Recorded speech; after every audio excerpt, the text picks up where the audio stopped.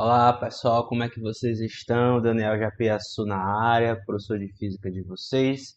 E sem muitas delongas, porque a aula vai ter muita coisa hoje. Nós vamos falar sobre o equilíbrio do corpo extenso, né? Enquanto eu coloco a minha imagem aqui na posição correta, eu já peço para que você deixe seu like, você comente, compartilhe o conteúdo e vamos desvendar, né? Finalmente terminar a parte da estática e desvendar os mistérios do que é necessário para manter um corpo extenso, ou seja, um corpo em que nós consideramos as dimensões dele em equilíbrio. Bom, primeiramente a gente precisa falar sobre uma grandeza que é conhecida como momento de uma força. É o momento de uma força. Em alguns materiais, essa grandeza também é chamada de torque. Torque. Basicamente, o momento de uma força ou torque é a grandeza que é responsável pelo momento de rotação de um corpo. Por exemplo, eu vou colocar aqui, tentar desenhar aqui a cabeça de um parafuso, certo? Que é a cabeça de um parafuso. E aqui nós temos uma chavezinha de boca que nós usamos para fazer esse parafuso girar, né? Nós usamos uma chavezinha como essa para fazer esse parafuso girar. Esse ponto aqui, esse ponto aqui, ele é o eixo, né? É o eixo de rotação. É o eixo de rotação. É o ponto no qual nós temos ele como referência e que o parafuso vai girar ao redor deste eixo, né? Ao redor deste eixo. Quando a gente vai fazer esse parafuso girar, nós temos uma noção do seguinte: quando a gente segura essa chave, normalmente na extremidade, né? Normalmente na extremidade, o que quer dizer que a gente aplica uma força, que eu vou chamar de força 1, aqui nessa extremidade. Porque se a gente aplica uma força mais ou menos aqui, ó, mesmo que tenha a mesma intensidade da força 1, nós temos uma noção intuitiva de que essa força 2 não vai ter a mesma eficiência da força 1. Isso porque a distância que separa o ponto de aplicação da força e o eixo, aqui para a força 1 eu vou chamar de distância, para a força 2 eu vou chamar de distância 2, para a força 1 eu vou chamar de distância 1. A distância, ela faz toda a diferença. Quando você vai abrir ou fechar uma porta, você pega na maçaneta que normalmente tá na extremidade oposta à dobradiça. Por quê? Porque você pode até fazer esse teste depois da aula ou dar um pause aqui e fazer o teste agora.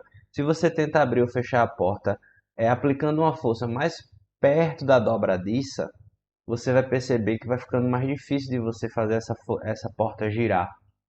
Isso porque o momento de uma força que a gente vai, enfim, usar a letra M para representar o momento da força, ele é o produto entre a força vezes a distância entre o ponto de aplicação da força, aqui, por exemplo, é o ponto de aplicação da força F1 e o eixo de rotação, certo? O momento ele é uma grandeza vetorial, né? A força também é uma grandeza vetorial e a distância também é uma grandeza vetorial. Só que o momento, quando a gente vai representar ele, a gente vai representar como se ele fosse uma tendência do corpo girar. Por exemplo, a força 1 deve fazer com que essa chave tenha uma tendência de girar no sentido que a gente chama de sentido horário, certo? Sentido horário. Se por acaso nós aplicarmos uma força aqui, eu vou colocar aqui para cima, tá? aqui uma força F3. Essa força 3, ela vai fazer, ou a tendência é que ela faça esse parafuso girar no sentido anti-horário, ok? Anti-horário. O momento da força, ou torque, então, é a grandeza responsável para fazer com que o corpo gire, certo? E a condição, a condição de equilíbrio para um corpo extenso é o seguinte, né? São duas. A gente vai chamar simplesmente de condições de equilíbrio. Porque quando a gente viu lá para o ponto material, nós vimos o seguinte: para o ponto material, a força resultante tem que ser igual a zero. Para o corpo extenso, além da força resultante ter que ser igual a zero, o momento resultante também tem que ser igual a zero. A força resultante, né, nós sabemos, é o somatório de todas as forças, que é igual a zero. E o momento resultante, nós deduzimos que seja o somatório de todos os momentos. Isso também tem que ser igual a zero. Ok? Bem, agora vamos falar sobre um outro tópico desse conteúdo que também é bem importante para que a gente possa ter na memória, que é o centro de gravidade de um corpo e os tipos de equilíbrio que vão depender exatamente do centro de gravidade. O centro de gravidade é basicamente o ponto que a gente representa a aplicação do peso. Porque, digamos, uma pessoa, ela não é um corpo homogêneo. O que quer dizer um corpo homogêneo? Se a gente pega sei lá, uma parte da pessoa e calcula a massa dessa pessoa, a massa dessa parte. Essa parte ela não é exatamente igual, não é exatamente proporcional a todas as outras. Existem partes que são mais densas, outras partes do corpo que são menos densas. Só que para facilitar, no caso de um ser humano, tem aqui no meio da barriga, né, um pontinho que a gente chama de umbigo. Né? O centro de gravidade da pessoa é o umbigo, em geral. Né? O centro de gravidade de uma pessoa, em geral, é o umbigo. Agora, quando nós temos um corpo que a gente diz que é um corpo uniforme, né, como sendo, por exemplo, uma barrinha de ferro aqui que a gente está representando. O centro de gravidade é exatamente no meio. Né? O centro de gravidade é exatamente o ponto médio aqui. Ó. É o ponto em que ocorre a aplicação do peso. Obviamente que a grande parte dos corpos não são corpos uniformes. Existe uma expressãozinha que diz assim, ó, o centro de gravidade, o ponto que representa o centro de gravidade é a soma individual de cada ponto referente à sua massa, né? O produto entre a massa e um ponto de aplicação daquela massa. Eu vou colocar aqui, acrescentar até a última, né? Até a última. Tudo isso dividido pela massa total do corpo. Tudo isso dividido pela massa total do corpo. Ok? E como é que o centro de gravidade ele influencia no tipo de equilíbrio? Basicamente é o seguinte, existe o equilíbrio que a gente chama de estável,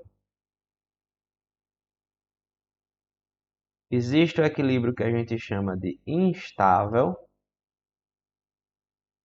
e um equilíbrio que a gente chama de indiferente. Normalmente, a gente diz que o equilíbrio estável, ele representa um tipo de equilíbrio em que o centro de gravidade está mais próximo do chão. Imagina uma bolinha que está em equilíbrio aqui, ó.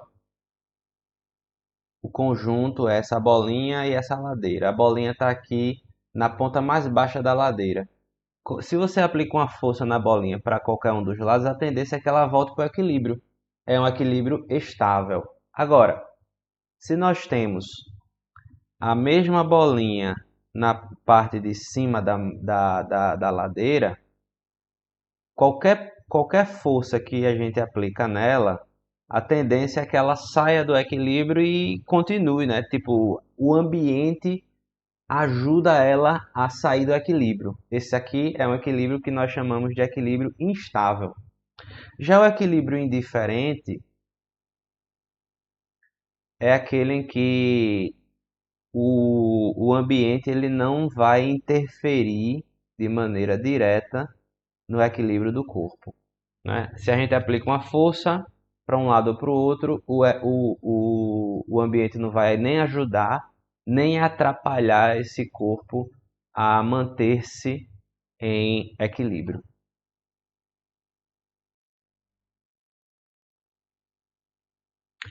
Agora, o último tópico que nós vamos falar antes de resolvermos alguns exercícios sobre isso que nós estamos falando são as alavancas. As alavancas, quando a gente usa esse nome, às vezes a gente não percebe bem do que estamos falando, mas se você já usou um alicate, se você já usou uma tesoura, se você já usou um carrinho de mão, se você já usou alguma chave para folgar ou apertar os parafusos do pneu do carro. Todos esses exemplos são exemplos de alavancas. E todas elas têm três pontos que são comuns. Tem um ponto que a gente vai chamar de ponto de apoio. As alavancas, todas elas vão ter uma força resistiva, né? A gente pode chamar assim, né? Uma força resistiva. Que sei lá, eu tenho aqui esse ponto de apoio, tenho aqui esse pedaço de madeira ou de qualquer coisa, e aqui eu tenho uma pedrinha e eu preciso mover essa pedrinha, né? Tirar ela do lugar, enfim, ela tem uma massa gigantesca essa pedra, né? E aqui do outro lado nós vamos aplicar alguma força, né? Alguma força aqui desse lado, né? Que vai ser a força motora, né? E aqui para cima vai ter uma força que vai ser uma força de resistência, né? O que é que a alavanca faz?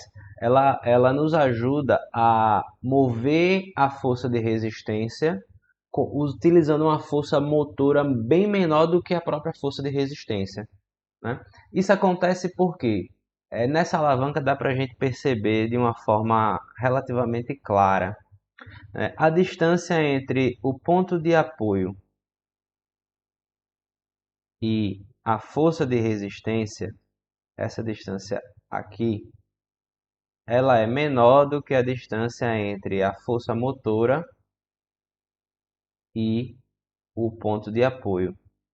No caso, a gente pode fazer a seguinte, perceber que existe a seguinte relação: a força motora tem uma intensidade menor do que a força de resistência, porque a distância motora ela tem uma distância maior do que a distância de resistência. Basicamente é isso que acontece em todas as alavancas que a gente tem contato, ok? É também uma ideia de conservação, né? Também uma ideia de conservação. Talvez essa conversa sobre conservação ela se mantém, né? Talvez não, ela se mantém durante muitos e muitos tópicos da física. E aqui temos mais um exemplo sobre isso. Agora vamos fazer dois exercícios para a gente memorizar melhor essas questões. Então vamos lá fazer a nossa primeira questão. Já está aparecendo aí na tela de vocês. Ela fala assim: um trampolim é construído fixando-se uma prancha de madeira a um suporte de concreto. A prancha permanece praticamente horizontal quando um saltador está sobre a sua extremidade livre, né? Aqui está a extremidade livre, é a partir desse ponto que o saltador faz o movimento dele lá para saltar para a piscina. A fixação no ponto P é capaz de resistir a um torque máximo de 3.600 newtons. Então, ele está dizendo que o momento da força máximo é de 3.600 newtons. Newtons metro, né? Sem se romper. Assim, o trampolim se romperá quando for utilizado por um saltador de massa superior a. Em outras palavras, ele quer saber qual é a massa máxima que um saltador pode ter para, enfim, utilizar esse trampolim com segurança, né? Bom, a gente sabe o seguinte, que o momento da força é a força vezes a distância, né? A força nesse caso é o peso, né? Vai ser a força aqui desse lado. Deixa eu colocar uma mais escuro. A força aqui desse lado, né? Vai ser o peso do saltador, né? Então, nós podemos indicar que a força é massa vezes a gravidade, vezes a distância. Então, nós temos que o momento máximo é 3.600. A massa nós queremos saber, a gravidade vale 10 e a distância vale 3. Então, nós temos o seguinte, que 3.600 é igual a 30 vezes a massa. Ou seja, a massa pode ser escrito como 3.600 por 30. A gente simplifica um zero com zero. A massa será 120 quilogramas. Este é o valor da massa que está escrito aqui na letra B. Tá bem? Essa foi a nossa primeira questão. Agora, pessoal, vamos fazer a nossa segunda questão de hoje. Na segunda e última questão, fala assim: vejamos a figura abaixo. Na figura temos dois blocos cujas massas são, respectivamente, 4 kg e 6 kg. Está aqui, né? Vou chamar esse de bloco de 1, vou chamar esse bloco de 2. A fim de manter a barra em equilíbrio, determine a que distância x, ele quer justamente o valor desse x, o ponto de apoio, que distância x, o ponto de apoio deve ser colocado. Suponha que, inicialmente, o ponto de apoio esteja a 40 centímetros da extremidade direita da barra. Então, eu vou fazer o seguinte. A gente sabe que para manter o equilíbrio, uma das condições é que o momento resultante seja igual a zero. Neste caso, nós temos o momento equivalente à massa do corpo 1, né, o peso do corpo 1, e o momento equivalente ao peso do corpo 2. Isso tem que ser igual a zero. São os únicos corpos que podem realizar momento em relação a esse ponto eixo aqui. Aqui seria o ponto de apoio. Ok? Só que a massa 2 tende a fazer o corpo girar no sentido horário. A massa 1 tende a fazer o corpo girar no sentido anti-horário. Isso quer dizer que o momento 1 e o momento 2 eles têm sinais diferentes. Ou seja, nós podemos tirar a notação vetorial, dizer que o momento 1 é positivo, o momento 2 é negativo, e isso tem que ser igual a zero. No final das contas, né, a intuição já dizia isso, o momento 1 precisa ser igual ao momento 2. Só que o momento 1 vai ser o peso do 1, que é m1 vezes g, vezes x, que é a distância que eu quero saber, né? O momento 2 vai ser o peso do 2, que é a massa 2, vezes g, vezes a distância que eu tenho aqui, que vale 40 centímetros. Ou seja, substituindo aqui os valores que nós temos. A massa 1 vale 4, a gravidade vale 10. Se bem que a gravidade a gente pode até simplificar, né? Não vou nem colocar aqui, até para... Pode simplificar a gravidade. A distância x nós queremos.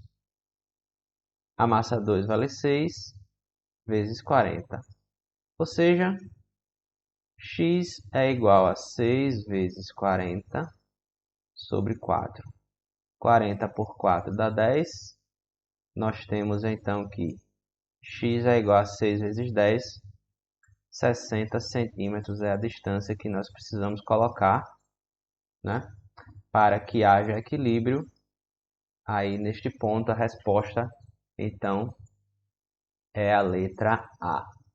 E esse foi, pessoal, o nosso vídeo de hoje sobre o equilíbrio do corpo extenso. Espero que tudo tenha ficado entendido. Qualquer dúvida, deixa aqui nos comentários e a gente se vê no nosso próximo vídeo, na nossa próxima aula. Um grande abraço.